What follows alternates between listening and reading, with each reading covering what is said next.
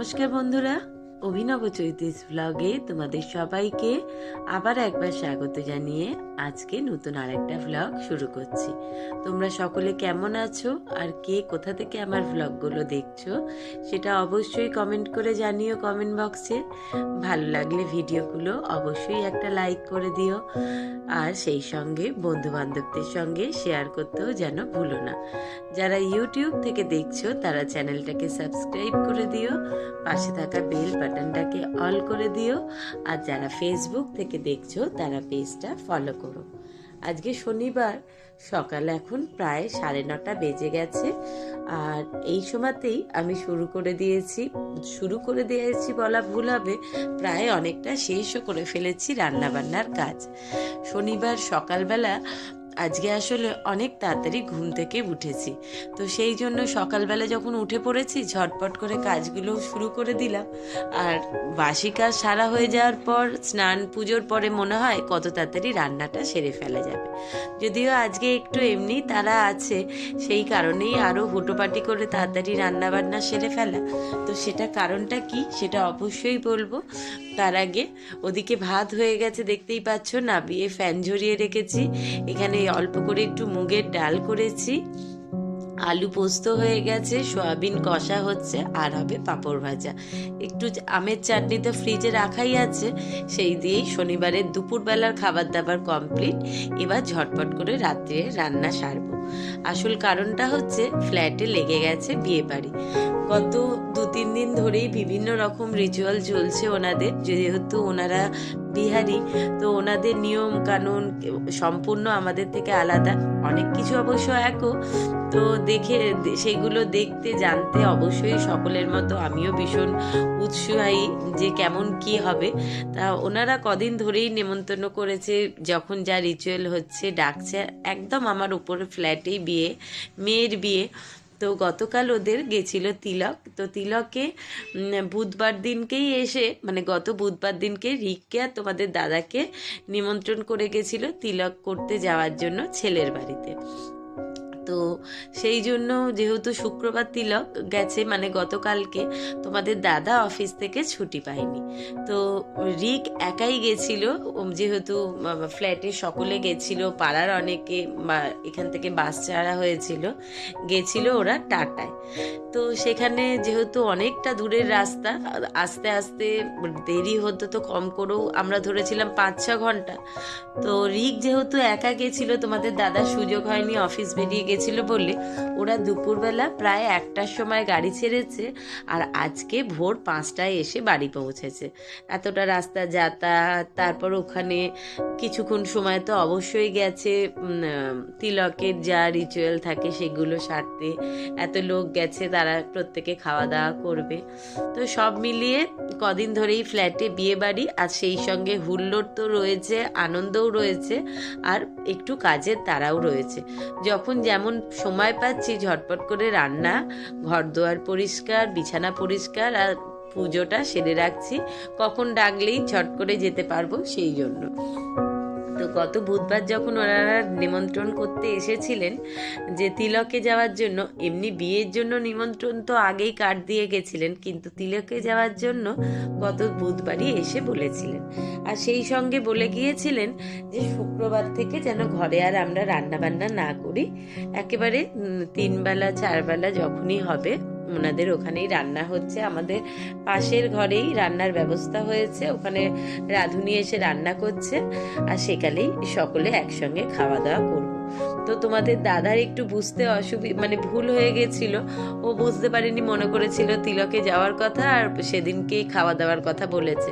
তো তিলকে যখন যাচ্ছিল দুপুরবেলা ওদের যা রান্না বান্না হয়েছিল, আমাদের সকালবেলা জল খাবার, দুপুরের খাবার সব ওনারাই পাঠিয়ে দিয়েছিলেন বাড়িতে। রাত্রিবেলা ওরা এসে পৌঁছায়নি, কিন্তু যে রাঁধুনি ছিল, তারপর ঘরের যারা মহিলারা, যারা লেডিসরা ছিলেন, তারা সকলে সবার সারা ফ্ল্যাটে সকলের ঘরে খাবার পৌঁছে দিয়ে গেছিলেন। রাত্রেও খাওয়া দাওয়া হয়েছে। তো যেটা ভুল হয়ে গেছিল, আমরা মনে করেছিলাম কি যে শুধু মনে হয় ওই শুক্রবারের দিনকেই বলেছে, তো শনিবারেও যে ওখানেই রান্না বান্না হবে, খাওয়া দাওয়া, সেটা আর বুঝতে পারিনি। তো আজকে রিক ভোর 5টায় এসে পৌঁছাতে ওকে দরজা খুলে দিতে ও রেস্ট নিতে গেছে, আর সেই সঙ্গে আমরাও উঠে পড়েছি, ঘুম ভেঙে গেছে, আমি আমার কাজ শুরু করে দিয়েছি। দাদাও উঠে চা খেয়ে তারপর মোটামুটি 6:30-7টার মধ্যেই পেপার দিয়ে যায়, সেসব পড়ে আজকে একটু ব্যাংকের কাজ ছিল। তো ব্যাংকের কাজে বেরোবার সময়তেই যে ভদ্রলোক দাদার মেয়ের বিয়ে হচ্ছে ওনার সঙ্গে দেখা হতে উনি ভালোভাবেই বলে বুঝিয়ে দিয়েছে যে আজকেও রান্না ওখানেই হবে, কিন্তু দাদা তখন যেহেতু ব্যাংকের কাজে যাচ্ছিল তাই আর আমাকে ফোন করেনি। আর আমারও অজানা ছিল বলে আমি রাত্রিবেলার রান্নাটাও ঝটপট করে সেরে রাখছিলাম, কারণ রাত্রিবেলা আসতো শনিবার দাদার একে নাইট ডিউটি, আর সেই সঙ্গে ওদের বিকেল থেকে মেহেন্দি, সঙ্গীত, হলদি, বিভিন্ন রকম রসম আছে, মানে ওনাদের নিয়ম অনুসারে রিচুয়াল আছে। তো সেইগুলোতে আমাদের সবাইকে যেতে বলেছে, তো সেইগুলোতে যাব, সেই হুটোপাটির জন্য ঝটপট করে রান্না সেরে ফেলেছি। ওই জন্য দেখতেই পেলে ওখানে আলু দম সেদ্ধ করে ফেলেছিলাম, আলু সেদ্ধ করে। আর এখন একটু পনির গতকাল রাত্রের জন্যই আনিয়ে রেখেছিলাম, যে রাত্রিবেলা আমরা খাবো, আর আজকে রিকও এসে সকালবেলা খেয়ে স্কুলে বেরোবে। তো যেহেতু ওদের ফোন শুনে বুঝতেই পারলাম যে রাত হবে, হয়তো ভোরও হয়ে যেতে পারে, তো রিক আর আজকে এসে স্কুলে যেতে পারেনি। তো সেই মনে করেই দাদা বলল যে দরকার নেই রাত্রিবেলার পনিরটা করার, একেবারে শনিবারই করবে। তো পনিরটা করিনি, ভালোই হয়েছে, কারণ গতকাল রাত্রে ওনারাই সমস্ত খাবার দাবার দিয়ে গেছিলো আর রান্না করবার দরকার পড়েনি। তো আমি এই কথা চিন্তা করে ঝটপট করে পনিরের তরকারি, আলুর দম রাত্রের জন্য করে রেখেছি। মনে করলাম রাত্রে শুধু গরম গরম ময়দা মেখে একটু ঝটপট করে লুচি বানিয়ে নেবো, আর মিষ্টি তো আছেই, তাহলে হয়ে যাবে। তারপর দাদা যতক্ষণে আমার পনিরটা প্রায় হয়ে এসছে মশলা কষানো, তখন উনি ব্যাংক থেকে এসে বলছে যে দাদার সঙ্গে নিচে দেখা হয়েছিল। দাদা বলল আমি তো আপনাদের তখনই গিয়ে বলে এসেছিলাম বুধবার দিনই, যে শুক্রবার থেকে একেবারে 2-3 বেলা মানে রান্না খাওয়া সব আমার ঘরেই হবে। তো যাই হোক, বোঝার ভুল, কি আর করা যাবে, রান্না তো আমার এদিকে হয়ে গেছে, এগুলো আর বিশেষ কিছু করবার নেই, ঠান্ডা করে এখন ফ্রিজে ঢুকিয়ে রাখতে হবে, অগত্যা ফেলে দেওয়া তো আর যাবে না।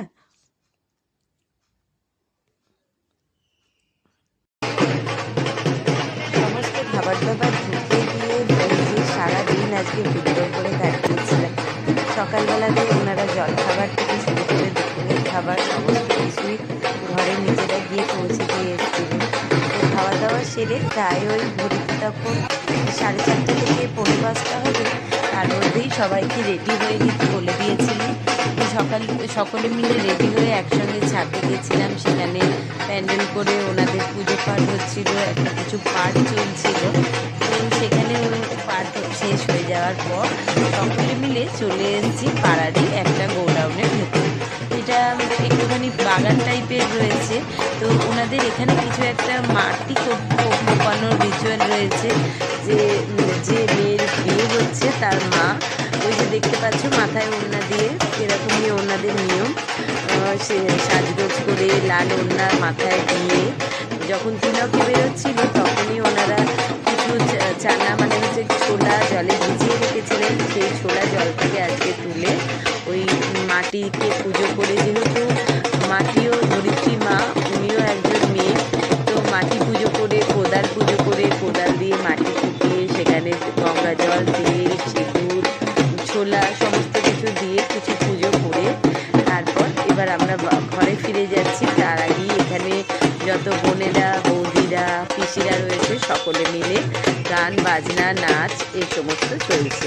যদিও তখন মাটি কোপানোর রিচুয়ালটা আমি ভিডিও করে রাখতে পারিনি, কারণ রিকের কাছে তখন আমার ফোনটা ছিল আর রিককে খুঁজে পাচ্ছিলাম না।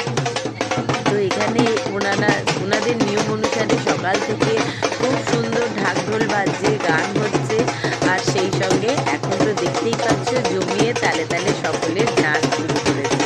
মাটি কোপানোর রিচুয়ালের পর এখানে ফেরার পথে এই নাচ গান যা হচ্ছে, এরপর আবার ছাদে গিয়ে হালদি রাস্তার হবে, মানে গায়ে হলুদ যেটা দেয়া, গায়ে হলুদ দেওয়ার পর হবে মেহেন্দি, তারপর রাত্রিবেলা শুরু হবে সঙ্গীতের অনুষ্ঠান। তো সকলে মিলে ছাদে চলে এসেছি। আর এখানে ওই যে দেখতে পাচ্ছ মেয়ে এসে বসে রয়েছে, ওকে দিয়ে যা পুজো পাঠ করাবার ছিল। এই যে ঠাকুরমশাই রয়েছে, আমাদের মতো ওনাদেরও বিয়েতে নাপিতের দরকার পড়ে, উনিও ওই যে একটা কম বয়সের ছেলে সামনে বসে রয়েছে। তো সবার প্রথমে আমাদের যেমন মা বা স্ত্রীরা মহিলারা গায়ে হলুদ দেয়, তো ওনাদের নিয়ম অনুসারে প্রথম আগে বাবা গায়ে হলুদ দেয়। আর এই হচ্ছে মেয়ের বাবা, উনি প্রথম গায়ে হলুদ ছুঁয়ে দিচ্ছেন। এরপর আরও 4 জন মানে পরপর 5 জন পুরুষ মানুষ আগে গায়ে হলুদ ছোঁয়াবে।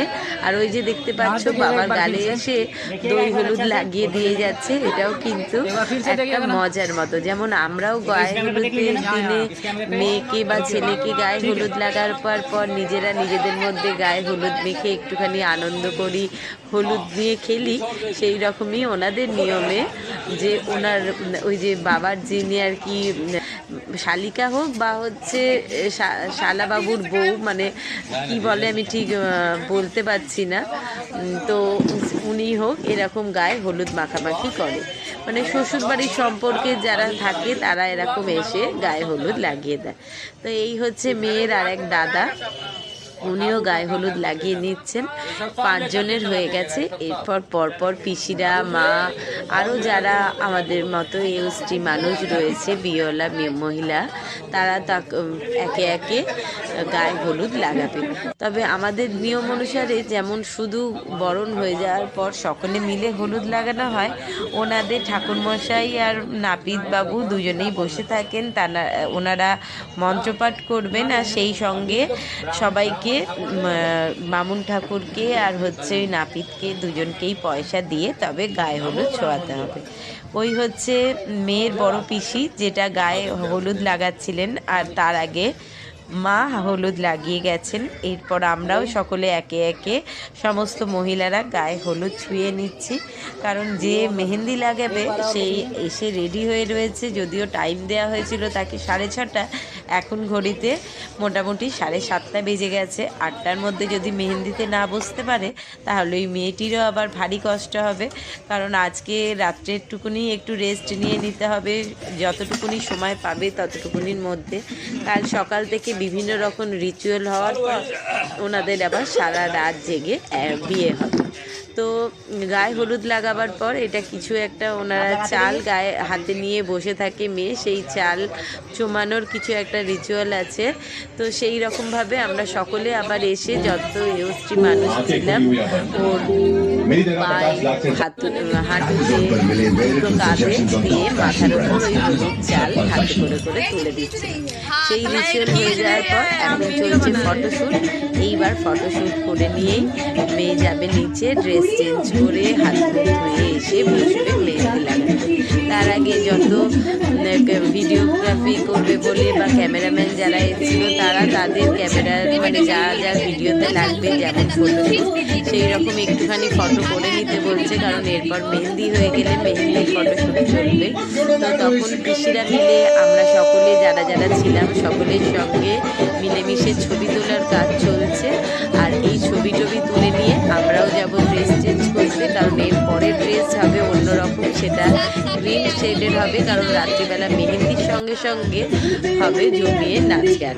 তো চলো আজকের ব্লগটা তাহলে এখানেই শেষ করছি। তোমাদের সবাইকে শুভরাত্রি জানিয়ে সকলে ভিডিওটা দেখে জানিও কেমন লাগলো। ভালো লাগলে অবশ্যই একটা লাইক করো, কমেন্ট বক্সে মতামত জানিও, চ্যানেলটাকে সাবস্ক্রাইব করে দিও, পেজটাকে ফলো করে দিও। আজকের মতো শুভরাত্রি, টাটা।